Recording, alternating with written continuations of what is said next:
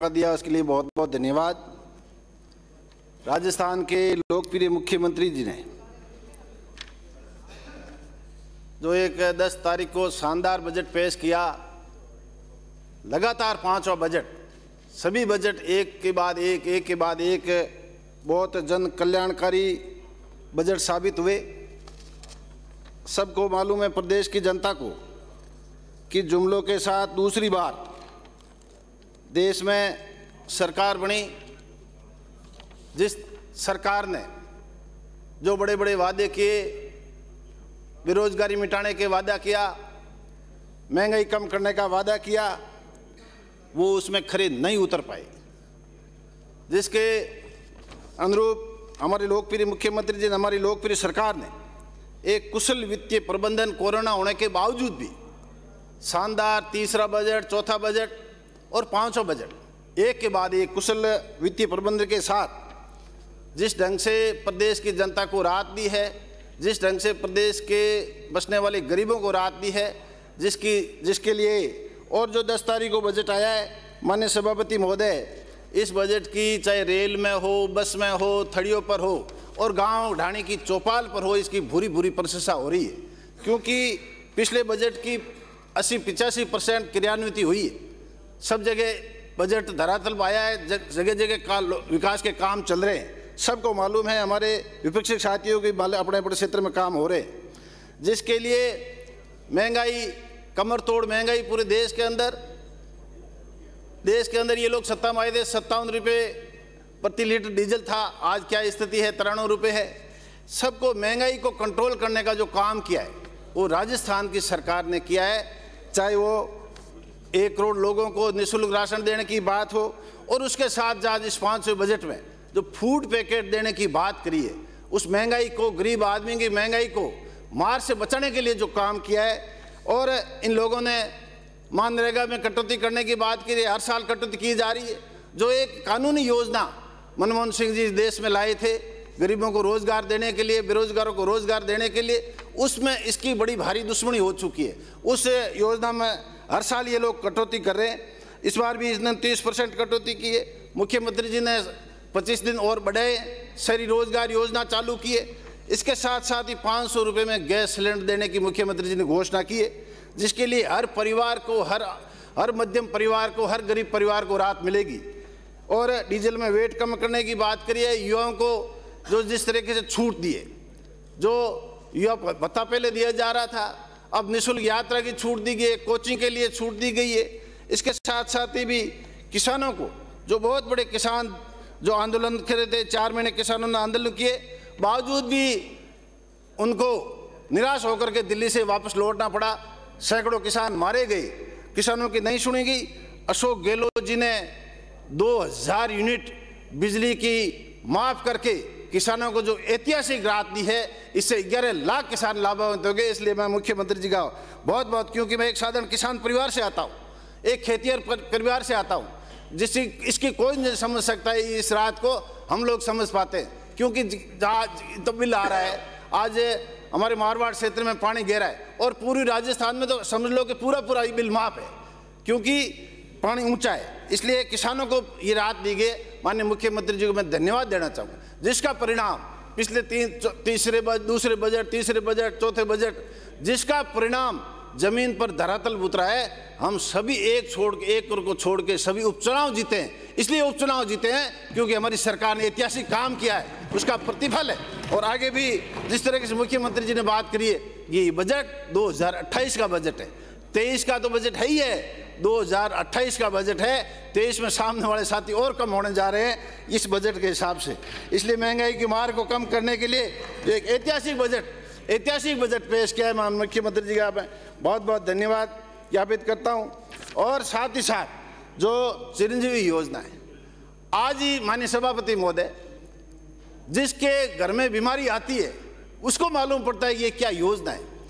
आज मुझे 10 बजे मेरे पास एक भाजपा के कार्यकर्ता का फोन आया कि साहब मेरे घर में मरीज है, मैं 3 दिन से उनके पास बैठा हूँ, कोई पैसा तो कोई लग ही नहीं रहा है और धनाधन इलाज हो रहा है। मैं बड़ा हतप्रभ रह गया। देख उनका रिजल्ट जिसके घर में काम पड़ता है, जिसके घर में बीमारी होती है, उसको मालूम है चिरंजीवी योजना क्या है। जिसके लिए मुख्यमंत्री जी ने जो हमारे SMS हॉस्पिटल में हरियाणा से लोग इलाज कराने आते हैं, हमारे जालोर बाड़मेर उधर बॉर्डर में गुजरात से लोग इलाज कराने आते हैं, बहुत महत्वपूर्ण योजना ये साबित हो रही है। इसकी बुरी बुरी प्रशंसा आम जनता आम आवाम कर रहा है। इसलिए मैं माननीय इस योजना के लिए भी माननीय मुख्यमंत्री जी का मैं धन्यवाद ज्ञापित करूंगा।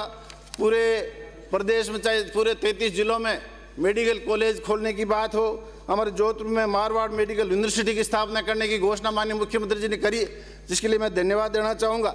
युवाओं को जो आजकल एक नशे की बहुत प्रवृत्ति चल पड़ी है नौजवानों में, उसको भी रोकने के लिए मुख्यमंत्री जी ने ये जो जिले स्तर पर नशा मुक्ति केंद्र खोलने की बात करी है, मैं मुख्यमंत्री जी का धन्यवाद ज्ञापित करना चाहूँगा। और निःशुल्क बिजली आम आवाम के लिए, आम उपभोक्ता को जो राहत प्रदान करने के लिए, छात्रों को रात को पढ़ाई करने के लिए अधिक बिजली खर्च होती है, उसको लेकर के पिछले बजट में 50 यूनिट की फ्री की घोषणा की और इस बजट में पूरे 100 यूनिट बिजली फ्री की घोषणा की है। यह मान लो कि साधारण उपभोक्ता के, ग्रामीण क्षेत्र के उपभोक्ताओं के करीब करीब फ्री की टाइप है। इसलिए मैं माननीय मुख्यमंत्री जी का धन्यवाद ज्ञापित करूंगा। और साथ ही साथ जो सड़कें, पिछली बार भी मुख्यमंत्री जी ने पूरे प्रदेश के अंदर सड़कों का जाल बिछाया था, पूरे जिले के स्टेट हाईवे दिए थे और 257 राजस्व गांव, मुख्यमंत्री सड़क योजना की घोषणा की थी, 257 राजस्व गांव के पूरे प्रदेश में सड़कों का जाल बिछाया जा रहा है, मुख्यमंत्री सड़क योजना।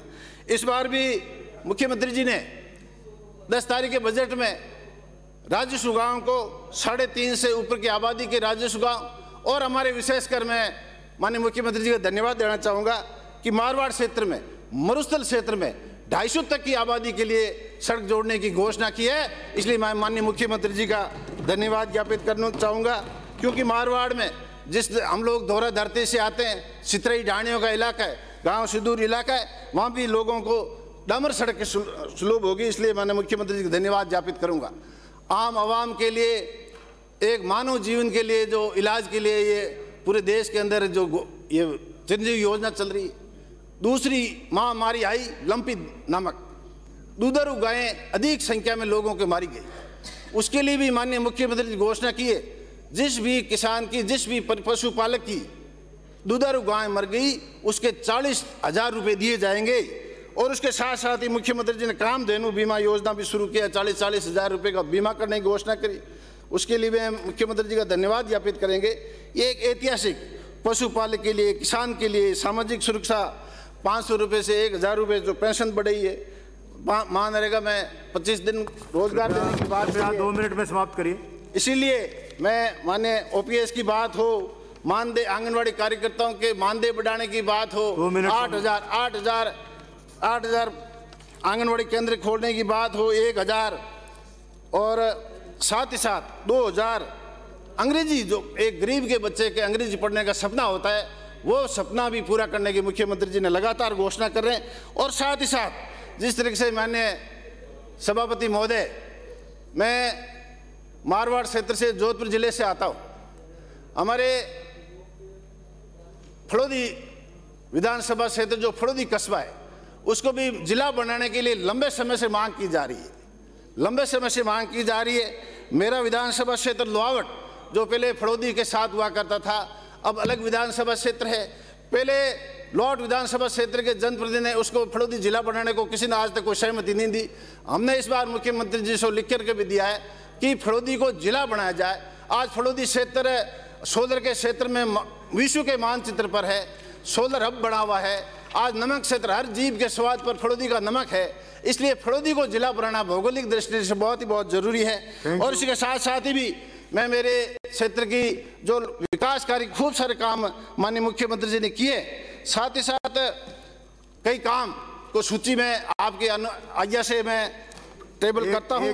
और उसके साथ साथ एक आखिरी मांग मैं करूंगा माननीय सभापति जी, क्योंकि मैं खुद पंचायत समिति का मेंबर से विधायक इस हाउस में आने का मेरे को जनता ने, मेरी पार्टी ने मौका दिया है, इसलिए मैं, क्योंकि मेरे पंचायत समिति सदस्य से मैं विधायक बना हूं, तो मैं जिला परिषद के सदस्य और पंचायत समिति के सदस्यों की भी पैरवी कर रहा हूं, क्योंकि उनको मासिक मानदेय दिया जाए और बैठक भत्ता दिया जाए, उनका भी मान सम्मान बढ़े, क्योंकि वो सीधा जनता से चुन करके आते हैं। इसलिए आप सभी से सभापति महोदय, मैं मेरे क्षेत्र की जो लोक कल्याणकारी की जो योजनाएं, विकास की कार्य की जो सूची है, आपके ISA में टेबल कर रहा हूं। आपने मुझे बोलने का मौका दिया, बहुत बहुत धन्यवाद।